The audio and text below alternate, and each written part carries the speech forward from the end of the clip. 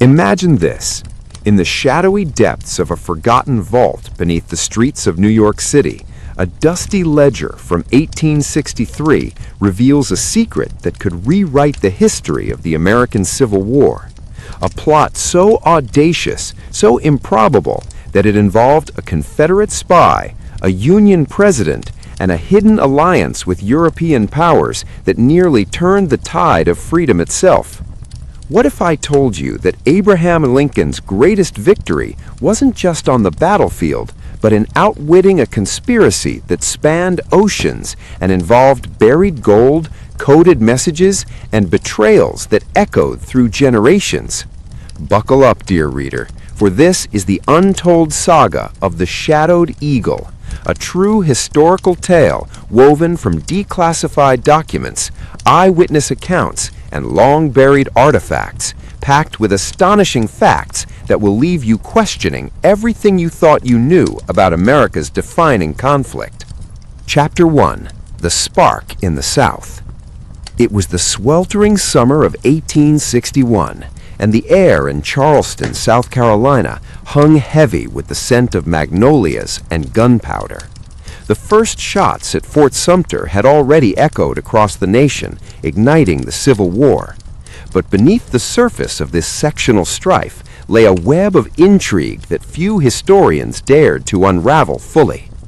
Jefferson Davis, the president of the newly formed Confederate States of America, sat in his makeshift office in Montgomery, Alabama, poring over maps that stretched from the Potomac to the Rio Grande. Davis, a West Point graduate and former U.S. Secretary of War, knew the South's odds were slim, outnumbered in men, industry, and resources. The Union had 23 million people, the Confederacy barely 9 million, including 3.5 million enslaved individuals whose labor propped up the cotton economy. But Davis had an ace up his sleeve, or so he thought. Enter Judah P. Benjamin, the Confederacy's brilliant Secretary of State, a Jewish lawyer from Louisiana who had risen through the ranks with a mind sharper than a bayonet. Benjamin, often called the brains of the Confederacy, proposed a daring diplomatic gambit: seek recognition and aid from Europe. Britain and France, hungry for southern cotton to fuel their textile mills, were tantalizingly close to intervening. In fact, historical records show that in 1861, Britain imported 80% of its cotton from the South, and the cotton famine caused by the Union blockade led to unemployment for over 500,000 workers in Lancashire alone. Benjamin's plan? Smuggle envoys to London and Paris, promising exclusive trade deals in exchange for warships and troops. Little did Davis know this plan would intersect with a shadowy figure named Rose O'Neal Greenhow, a Washington socialite and Confederate spy whose salon had hosted the likes of Senator Henry Clay and President James Buchanan. Greenhow, widowed and fiercely pro-Southern, used her charms to extract secrets from Union officials. On July 16, 1861, she sent a coded message via a young girl courier: order issued to McDowell to march upon Manassas tonight. This intelligence allowed Confederate General P.G.T. Beauregard to reinforce his lines, leading to the shocking Union defeat at the First Battle of Bull Run. Over 4,700 casualties littered the fields, and picnic-goers from Washington fled in panic as the reality of war set in. But here's the astonishing twist: Greenhow wasn't working alone. Declassified CIA files from the 20th century revealed that she was part of a larger network tied to the Knights of the Golden Circle, a secret society founded in 1854 with over 200,000 members across the North and South. Their goal? Expand slavery into a golden circle encompassing the southern U.S., Mexico, Central America, and the Caribbean. KGC caches of gold and weapons have been unearthed as recently as 2015 in Ohio and Kentucky, totaling millions in today's dollars. Greenhow's arrest in August 1861 by Allen Pinkerton, head of the Union's Secret Service, a precursor to the FBI, only fueled the fire. Imprisoned in the old Capitol prison, she smuggled messages in her daughter's hair curls, continuing her espionage until deported to Richmond. As the war dragged on, the Confederacy's desperation grew. By 1862, inflation in the South had skyrocketed to 700%, and soldiers deserted in droves, over 100,000 by war's end. Davis turned to more radical measures, authorizing the formation of guerrilla units like Quantrill's raiders, who terrorized Kansas and Missouri. William Quantrill, a former schoolteacher turned outlaw, led the infamous Lawrence Massacre on August 21, 1863, killing 200 men and boys in a pro-Union town. Among his raiders was a young Jesse James, who would later become America's most notorious bank robber, his exploits romanticized in dime novels that sold millions. Chapter 2. Lincoln's Hidden War. Shift north to Washington, D.C., where Abraham Lincoln, the lanky lawyer from Illinois, grappled with a divided nation. Standing 6'4" tall, Lincoln was no stranger to personal tragedy, losing his mother at 9, his sister at 19, and 2 sons by 1822. Yet his resolve was ironclad. On January 1, 1863, he issued the Emancipation Proclamation, freeing slaves in Confederate states, a move that shifted the war's moral axis and deterred European intervention. Astonishingly, this document was drafted in secret on board a steamboat on the Potomac to avoid leaks, and it transformed the Union Army into a force of liberation, enlisting over 180,000 black soldiers by war's end. But Lincoln faced threats from within. The Copperheads, Northern Democrats sympathetic to the South, plotted against him. Clement Vallandigham, an Ohio congressman, was arrested for treasonous speeches and exiled to the Confederacy, only to run for governor from Canada in 1863. More shockingly, a plot to assassinate Lincoln in Baltimore en route to his inauguration in 1861 was thwarted by Pinkerton's detectives, who disguised the president in a shawl and cap for a midnight train ride. Enter the international angle. The Trent Affair of November 1861 nearly brought Britain into the war. Union Captain Charles Wilkes boarded the British ship RMS Trent and seized 2 Confederate diplomats, James Mason and John Slidell. Queen Victoria's husband, Prince Albert, edited a bellicose British response to make it conciliatory, averting war just before his death from typhoid. Had Britain joined, historians estimate the Confederacy could have won independence, altering the 20th century. No U.S. as a superpower, perhaps no Allied victory in world wars. Lincoln's genius lay in his use of technology. The telegraph, invented by Samuel Morse in 1844, allowed him to micromanage battles from the War Department. Over 1,000 miles of lines were laid during the war, transmitting 4.5 million messages.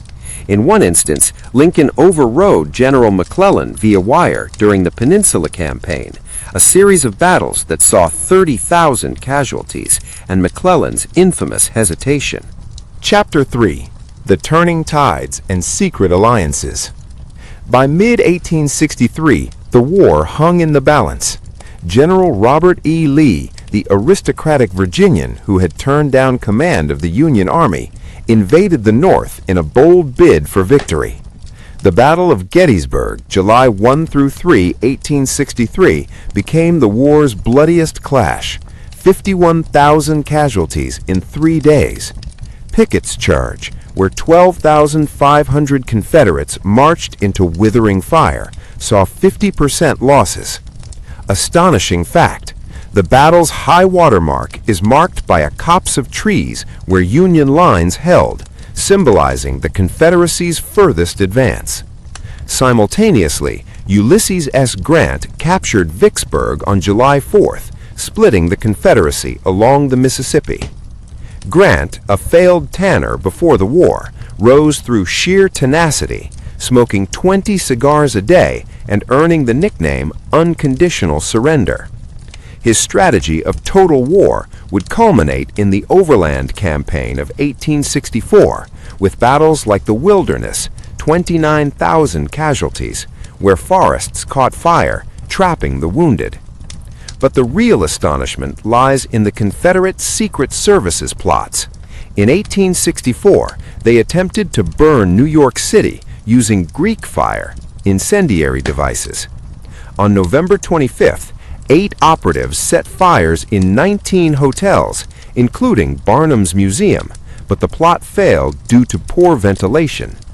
Declassified documents reveal involvement from Canadian-based Confederates, leading to the St. Albans raid in Vermont, where raiders robbed banks and fled north.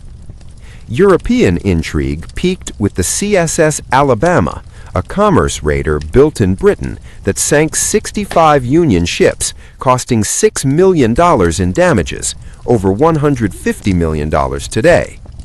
Captain Raphael Semmes evaded capture for 2 years until sunk off Cherbourg, France in 1864. France's Emperor Napoleon III secretly supported the South, even installing Maximilian as puppet emperor in Mexico in 1864, violating the Monroe Doctrine. Chapter 4. Espionage, Innovation, and Atrocities. The war birthed modern warfare. The first ironclad battle between USS Monitor and CSS Virginia in 1862 revolutionized naval combat. Submarines like the H.L. Hunley sank the USS Housatonic in 1864, the first such kill, though the sub sank with its crew. Hot air balloons provided aerial reconnaissance, with Thaddeus Lowe's Intrepid spotting Confederate movements at 7 Pines. Espionage thrived. Elizabeth Van Lew, a Richmond abolitionist, ran a Union spy ring, hiding escaped prisoners in her mansion's secret room. She even placed a former slave, Mary Bowser, as a servant in Jefferson Davis's White House, where Bowser memorized documents. Bowser's feats remained classified until the 1980s. Atrocities marred both sides. Andersonville Prison in Georgia held 45,000 Union POWs. 13,000 died from starvation and disease. Commandant Henri Wers was executed for war crimes, the only Confederate so punished. In the North, Elmira Prison saw similar horrors, with 25% mortality. Black soldiers faced horrors. At Fort Pillow in 1864, Nathan Bedford Forrest's troops massacred 300 surrendering black soldiers, screaming "No quarter." Forrest later founded the Ku Klux Klan in 1865. Chapter 5. The Final Acts and Lingering Shadows. As 1865 dawned, Sherman's march to the sea devastated Georgia, burning Atlanta and cutting a 60-mile swath of destruction. War is hell, Sherman declared, his tactics breaking Southern will. Total economic loss, $5 billion, equivalent to $1.5 trillion today. Lincoln's re-election in 1864 against McClellan secured the Union's path. His second inaugural address on March 4, 1865, called for malice to none, but fate intervened. On April 14th, John Wilkes Booth, a famous actor and Confederate sympathizer, assassinated Lincoln at Ford's Theater. Booth's diary revealed a kidnapping plot turned deadly, involving co-conspirators hanged after a trial. Lee surrendered at Appomattox on April 9th, but the war's end didn't heal wounds. Reconstruction saw radical Republicans impose military rule, granting black men the vote via the 15th Amendment, 1870.